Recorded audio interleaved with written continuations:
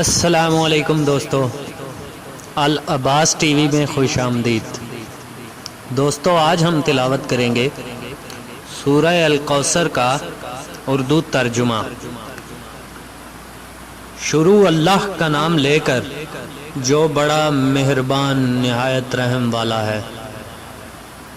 اے محمد صلی اللہ علیہ وآلہ وسلم، ہم نے تم کو کوثر عطا فرمائی ہے،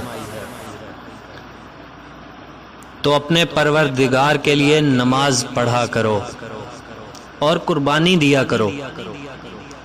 کچھ شک نہیں کہ تمہارا دشمن ہی بے اولاد رہے گا۔ صدق اللہ العظیم۔